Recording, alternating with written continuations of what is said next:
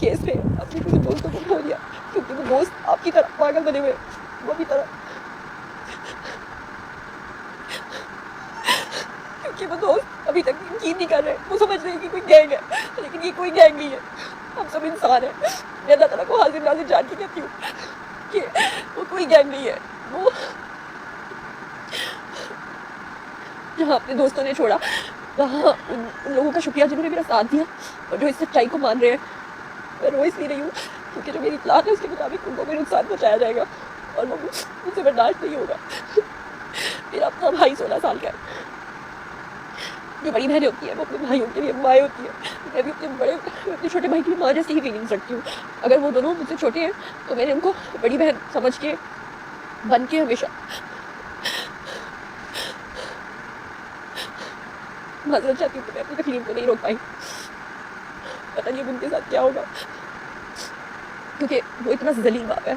माजरत से मैं ये अल्फाज कहने में मजबूर हुई हूँ क्योंकि बहुत सारी चीज़ें ऐसी होती हैं जो स्क्रीन पे नहीं शेयर की जा सकती। वो इतना घटिया आदमी है जो ये कहता है कि मेरी बेटी मर जाए, उसको अपनी बेटी ही चाहिए, उसको इस केस को लंबा करना है, उसको ज़मीर को ज़लील करना है, उसको इनके पैसे ख़त्म करने हैं, उसको इनको जान से मारना है। जैसे एक होती है ना ज़िद के मैं इसको तड़पा के मारूंगा, ये वो वाली ज़िद चल रही है अब। और इसमें जो मज़हब के ठेकेदार है वो अपनी ठेकेदारी चला रहे हैं, अपनी दुकानें चला रहे हैं। जो यूट्यूब वाले वो अपनी दुकान चला रहे हैं, झूठी दुकान।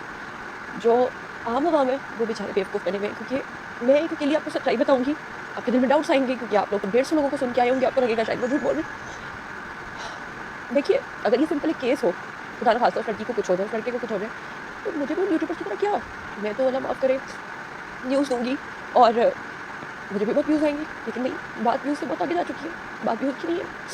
अगर यहाँ पर कुछ लोग मुझसे ये सवाल करेंगे कि आप उनको कुछ नहीं लगती, मेरी आपकी आंखों में आंसू है, और मैं पूरी रात क्यों नहीं सोई, मैं रोती रही। मैंने सोचा कि मैंने हमेशा उनको सोशल मीडिया फैमिली कहा है, तो फिर मुझे आपके साथ बात शेयर करनी चाहिए, क्योंकि शायद कहीं ना कहीं मेरा फेलियर है कि आज तक मैंने जो कुछ भी आप लोगों से कहा, जो कुछ भी कहा, मैं छत के ऊपर 3rd फ्लोर पे हूँ और यहाँ पे मैं अपने दिल की बातें आपसे कर पाऊँगी। पीछे मेरी मुर्गियाँ हैं, यहाँ आप लोग सुनेंगे या मेरी मुर्गियाँ सुनेंगी। आज तक हमेशा ऐसा हुआ है कि मैंने जब भी कभी अपनी सोशल मीडिया फैमिली से कोई बात शेयर की है तो मैंने पूरी प्योरिटी के साथ, पूरे दिल के साथ बात शेयर की है। कभी भी ऐसा नहीं हुआ कि मैंने कोई बात शेयर की हो और मैंने वो बात मेरे दिल में ना हो और मैंने कर दी हो, या किसी के कहने पे की हो जब तक कि मैं खुद कन्विंस ना हो। लेकिन क्या ऐसी वजह है कि दुआ ज़हरा केस के ऊपर मैंने इतना ज़्यादा लोगों को रिपोर्ट किया, इतना ज़्यादा मैंने लोगों को सच बताया, तो मैंने सोचा था कि लोग जो है ना झूठ सुन के पक गए हों। मैंने सोचा था कि जब मैं लोगों को सच्चाई बताऊंगी तो वो मेरे बहुत ज़्यादा शुक्रगुज़ार इस बात पे नहीं होंगे कि मैंने उनको बताया, इसलिए शुक्रगुज़ार होंगे कि उन तक सच्चाई पहुंची है। मैं अभी भी शुक्रगुज़ार हूँ उन लोगों की जो अभी तक मेरी सच्चाई को वाकई सच्चाई मानते हैं। लेकिन आज मैं वाकई टूट गई हूँ। आज मुझे बहुत ज़्यादा तकलीफ़ महसूस हो रही है। मैं सोच रही हूँ कि मैं, ठीक है, मैं एक मीडिया पर्सन हूँ, मैंने 2 साल में अपने दोनों यूट्यूब चैनल्स को इस्टेब्लिश किया, मैंने हर तरह की न्यूज़ आप तक पहुँचाई है, लेकिन मैं कभी भी इमोशनली कभी किसी के साथ इतनी ज़्यादा नहीं जुड़ी थी जितनी कि मैं इन 2 के साथ जुड़ गई, दुआ और ज़हीर के साथ। अक्सर लोग मुझे पूछते हैं कि आप इतनी इमोशनल क्यों हो जाती हैं जब उनका नाम आता है। मैं आज आपके साथ कुछ ऐसी बातें शेयर करना चाहती हूँ जो स्क्रीन पे करना बहुत बड़ी बेवकूफ़ी होती है। चले मैं नीचे जाके आपसे बात करती हूँ, यहाँ पे बहुत शोर है, फिर आप कहेंगे कि मुर्गियों की आवाज़ें आ रही हैं। वैसे आपको बताऊँ सुबह-सुबह का टाइम है, मैंगोज़ लगे हुए हैं यहाँ पे, कबूतर कितने प्यारे लग रहे हैं, दिखाती हूँ आपको। वो देखिए, कितना खूबसूरत किचन है। यहाँ पे हमारा एलोवेरा लगा हुआ है, ये 3rd फ्लोर है लेकिन फिर भी हम लोगों ने लगाया हुआ है। सामने दरख्त और उस पे लगे हुए मैंगोज़, आपको दिखाती हूँ, शायद आपको नज़र आ रहा है, आए आपको नज़र आए होंगे। और यहाँ छत के ऊपर जो है ना मुर्गियाँ रखी हुई हैं, इसलिए मैंने उनके लिए कूलर भी लगा के रखा हुआ है। ये कूलर जो है बेसिकली इनके लिए है। और ओह माय गॉड, मेरी मुर्गियों ने तो अंडे दिए हुए अंदर, माशाल्लाह माशाल्लाह। दिखाऊँ आपको अंडे? ठहरे, वो देखें, अंडे नज़र आए आपको? माशाल्लाह, क्या बात है। नीचे चल के बात करते हैं, नीचे आ जाऊँ मैं। अच्छा, मैं रूम में आ गई हूँ। ये रूम काफ़ी मेसी हुआ हुआ है क्योंकि मैंने अपना सारा सामान इस कमरे में रखा हुआ है। इसे इग्नोर कीजिएगा। मैं आपको बताती हूँ पहले दिन से लेके आखिरी दिन तक की स्टोरी। देखिए, जब ये केस हुआ ना तो पहले दिन ही मुझे पता चल गया था, क्योंकि हमारे जो कॉरेस्पॉन्डेंट होते हैं, जो हमारे रिपोर्टर्स वगैरह होते हैं, वो डिफरेंट सिटीज़ में होते हैं। हम लोग उसी वक्त उनसे न्यूज़ ले लेते हैं। तो हमें पता चल गया था कि जनाब जो तफ्तीशी अफसर हैं, उन्होंने दुआ ज़हरा के बारे में बताया है कि दुआ ज़हरा जो अपने घर से खुद फ़रार हुई है। इस केस को सबसे पहले मैंने रिपोर्ट किया था और सबसे पहले मैंने लोगों को बता दिया था कि ये लड़की जो है ये खुद अपनी मर्ज़ी से गई है। उस वक़्त तक ना तो इस केस के साथ मेरे कोई इमोशंस जुड़े हुए थे और ना ही उस वक़्त तक मेरे इस केस के साथ मेरा कोई लेना-देना था। मेरे लिए भी एक न्यूज़ ही थी, जैसे दूसरे लोग न्यूज़ दे रहे थे। फिर जब मैंने लोगों को ये खबर बताई तो लोगों ने मुझे बहुत एप्रिशिएट किया। लोगों ने कहा कि थैंक गॉड आपने हमारी जान छुड़वाई झूठे लोगों से, क्योंकि लोग ये बता रहे थे कि एक लड़की अगवा हो गई है, क्योंकि उसके वालिद का ये नैरेटिव था। उसके बाद जब मैंने काफ़ी अर्सा गुज़र गया, मैंने इस केस को रिपोर्ट नहीं किया। काफ़ी दिन गुज़र गए तो मैंने देखा कि सोशल मीडिया पे ये टॉपिक ख़त्म होने का नाम ही नहीं ले रहा और डिफरेंट यूट्यूबर्स जो हैं वो रोज़ इसी खबर को रगड़ रहे हैं और एक ही बात बताई जा रही है कि वो लड़की अगवा हुई है, जबकि वो लड़की अगवा नहीं हुई थी। तब तक मैं उससे मिली नहीं थी, लेकिन मुझे सारी चीज़ों की खबर थी। ख़ास तौर पे तफ्तीशी अफ़सर से भी हमारे कॉरेस्पॉन्डेंट ने बात की थी, उन्होंने भी सारी बात बताई थी। फिर मैंने यूट्यूब पे कोई वीडियो नहीं बनाया। मैंने उन यूट्यूबर्स को फ़ोन किया और मैंने जिनको मैं समझती थी ना कि बड़े रिस्पेक्टेबल लोग होंगे जो मेरी बात को ऑनर करेंगे, मैंने उनको फ़ोन किया। उनको मैंने कहा कि आप लोग पैसे कमाना चाहते हो, आप लोग क्यों एक लड़की के बारे में गलत खबर फैला रहे हो? उन्होंने यही कहा कि हमारे लिए तो ये डॉलर्स हैं, हमारे लिए तो ये खबर ही है, हम तो ऐसे ही देंगे। उन्होंने मुझे कहा कि हमें पता है, मैं आपको अल्लाह को हाज़िर नाज़िर जान के कहती हूँ कि कुछ ख़वातीन यूट्यूबर्स थी जिन्होंने मुझे सुबह के 6 बजे, मैं अल्लाह को हाज़िर नाज़िर जान के कहती हूँ कि उन्होंने मुझे कहा कि हम जानते हैं कि वो लड़की अपनी मर्ज़ी से गई है, लेकिन हम ऐसे ही खबर देंगे। मैं चुप कर गई, मेरी तब तक भी कोई इमोशंस नहीं इस केस के साथ जुड़े हुए थे। मैंने अपना फ़र्ज़ अदा करना था, मैंने उन लोगों को समझाना था, मैंने उनको समझाया, वो नहीं समझे, उनकी मर्ज़ी। फिर उसके बाद ये केस जो है ना बढ़ता चला गया। फिर मैंने अपने दिल में सोचा कि मैं अगर इन यूट्यूबर्स को फ़ोन करती रहूँगी और ये इसी तरह गलत खबरें फैलाते रहेंगे, तो ये बहुत गलत हो जाएगा। मेरे पास मेरा प्लेटफ़ॉर्म है, मुझे इस पे आवाज़ उठानी चाहिए, मुझे लोगों को बताना चाहिए कि सच्चाई क्या है। जब मैंने सच्चाई बताना शुरू की, तो ये सारे हाथ धो के मेरे पीछे पड़ गए और इन्होंने बहुत कैरेक्टर असैसिनेशन की, बहुत गंद फैलाया। वो तो ख़ैर ये फैला रहे हैं अभी तक, और उसका इंशाअल्लाह ताला मेरा आपसे पक्का वादा है, जो मेरे फ़ॉलोअर्स हैं ना, वो देखेंगे इंशाअल्लाह कि कैसे नाक रगड़-रगड़ के माफ़ी माँगेंगे। उसके लिए मेरी लीगल टीम से मेरी बात हो चुकी हुई है, लेकिन फ़िलहाल दुआ ज़हरा केस पे हम बात कर रहे हैं।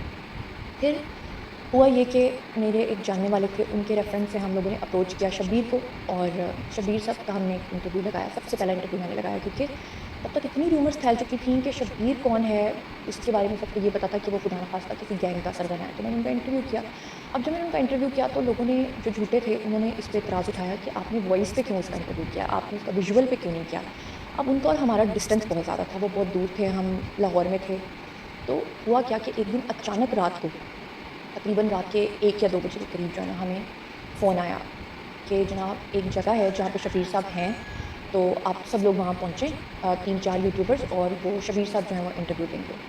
तो यकीन मानें कि बाकी यूट्यूबर्स तो चले गए, लेकिन मेरा कोई इंटरेस्ट नहीं था, क्योंकि मैंने दिल में सोचा कि सारी बातें मैं ऑलरेडी लोगों को बता चुकी हूँ और शब्बीर का इंटरव्यू भी मैं कर चुकी हूँ। लेकिन मेरे हस्बैंड ने मुझे कहा कि मैं तुम्हारे साथ चलता हूँ, तुम चलो, तुमने शब्बीर का इंटरव्यू वॉइस पे किया है, तुम उसका विजुअली कर लो। मैंने उनको यही कहा, नहीं मैंने सारे सवाल पूछे हैं, कोई ऐसी बात नहीं है। उन्होंने कहा नहीं, नहीं तुम चलो। जब हम वहाँ गए, हम शब्बीर भाई के पास बैठे, हमने उनसे बातचीत की। वो इतने ज़्यादा घबराए हुए थे, वो रो रहे थे, बुरा हाल था उनका। मैंने कहा कि देखिए हमारे बारे में इस तरह की बातें, उनकी वालदा रो पड़ी। उन्होंने कहा कि देखो हमारे बारे में इस तरह की बातें हो रही हैं। मुझे बड़ा तरस आया, मैं पहली बार उनके साथ इमोशनली जुड़ गई। मैंने उनसे कहा कि ठीक है, दुआ का इंटरव्यू मैं करती हूँ। तो मैं पहली बार ज़िंदगी में दुआ को मिलने के लिए गई। जब मैं दुआ से मिलने के लिए गई, तो अच्छा, यहाँ पे मैं थोड़ी-सी इमोशनल हो रही हूँ, लेकिन आप मेरी बात गौर से सुनिएगा। मैं पहली बार उस लड़की को मिलने के लिए गई और मेरे अंदर भी वही क्यूरियोसिटी थी, जो लोगों के ज़हनों में थी कि किसी गैंग के पास तो नहीं है। हालाँकि अल्लाह माफ़ करे, मुझे तो पहले दिन से पता था, लेकिन मैंने दिल में सोचा कि अगर मेरे जैसा बंदा जो पहले दिन से सच्चाई जानता है, अगर उसके दिल में इतने सवाल हैं, तो लोगों के ज़हन में कितने सवाल होंगे।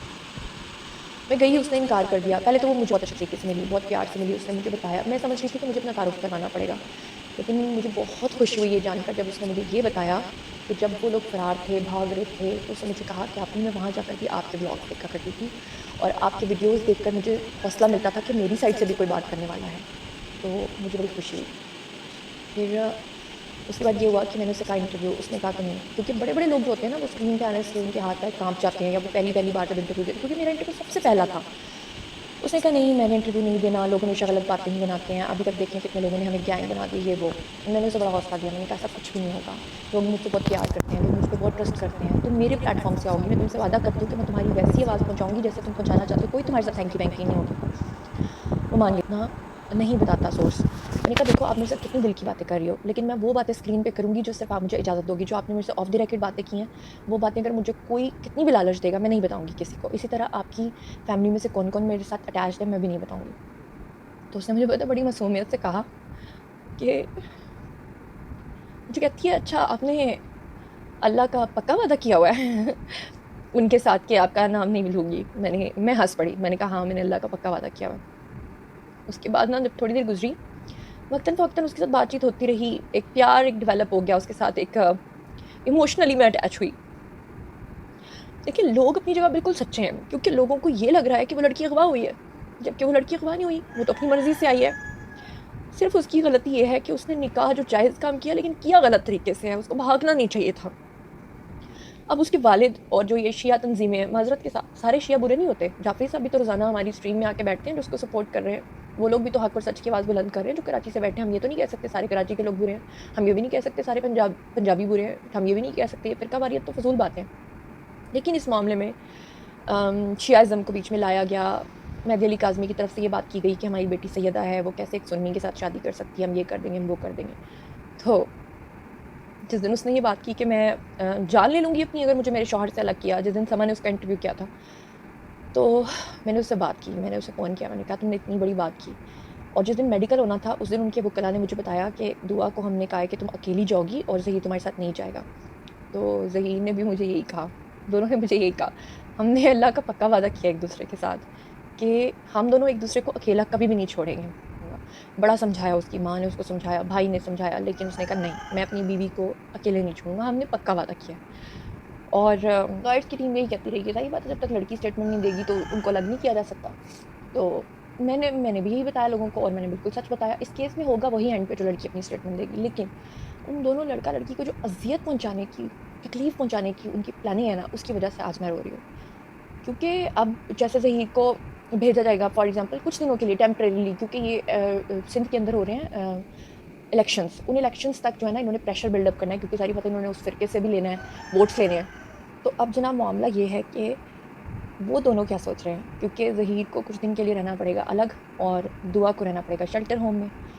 مجھے ڈر یہ ہے کہ وہ لڑکی کچھ کرنا لے, کیونکہ ایک تو وہ ضدی بھی ہے, جذباتی بھی ہے, اور جس طرح وہ مجھے کہی تھی نا کہ زنیرا میں نے تو پکا وعدہ کیا اللہ سے میں اپنے شوہر کے بغیر نہیں رہوں گی. تو اس ضد کی بھینٹ کون چڑھے گا, اس ضد کی بھینٹ چڑھ کے اگر خدا نہ خواستہ وہ اپنا کوئی نقصان کر بیٹھتی ہے یا ظہیر کو کوئی نقصان پہنچا دیا جاتا ہے, تو جو میں ان لوگوں کے ساتھ ملی ہوں, جو میں نے ان کی باتیں سنی ہیں, وہ میں 100% جانتی ہوں کہ پھر وہ ایک دوسرے کے بغیر نہیں رہیں گے. اور یہ واقعی پیار ہے, ان کا پیار ہے, کیونکہ لوگ نہیں اس بات کو سمجھ رہے. لوگ سمجھ رہے ہیں کہ خدا نخواستہ وہ لڑکی شاید نشے اور انجیکشنز کی اس میں بول رہی ہے, لیکن وہ واقعی عشق میں بول رہی ہے, وہ واقعی پیار میں بول رہی ہے, وہ واقعی اس لڑکے کے ساتھ سنسیئر ہے, اور وہ لڑکا اس کے لیے سنسیئر ہے. بڑی بات یہ ہے کہ لڑکے بھاگ جاتے ہیں, وہ اس طرح کی تکلیفوں میں لڑکیوں کا ساتھ نہیں دیتے, انہیں پلاٹس نہیں بیچتے.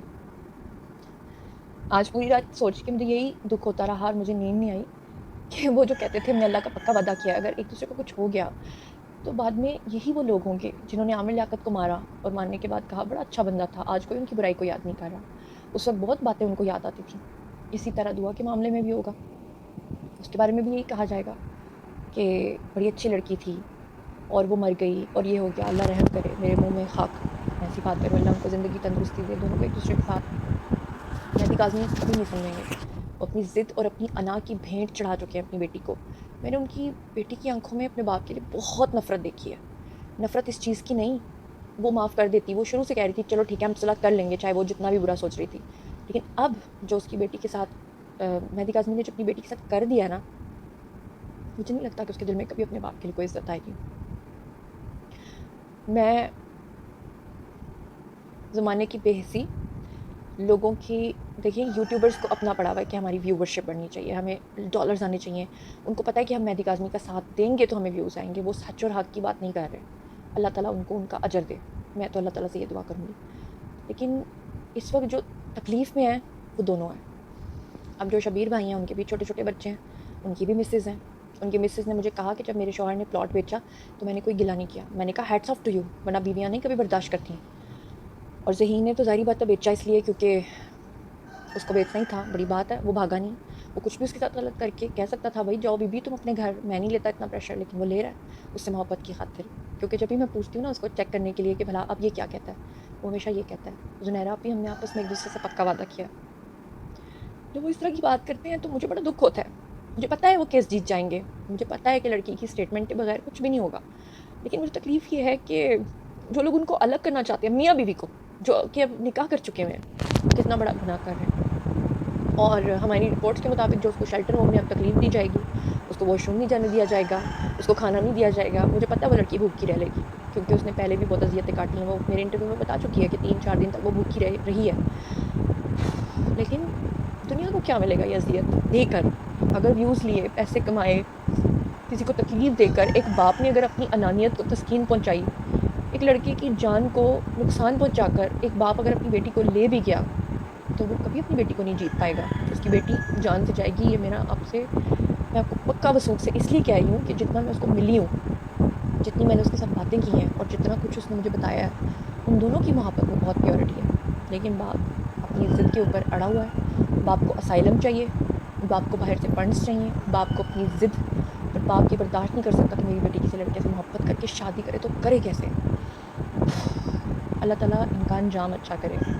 دل سے ایک بار دعا ضرور کیجیے گا. اور جن لوگوں کی آنکھوں پہ ابھی بھی پٹی بندھی ہوئی ہے، جو لوگ ابھی بھی سمجھتے ہیں کہ یہ کوئی گینگ ہے، میں ان سے یہ ریکویسٹ کروں گی کہ آپ یہ دعا نہ کریں، آپ بلکہ یہ دعا کریں کہ اللہ پاک حق اور سچ کی فتح ہو.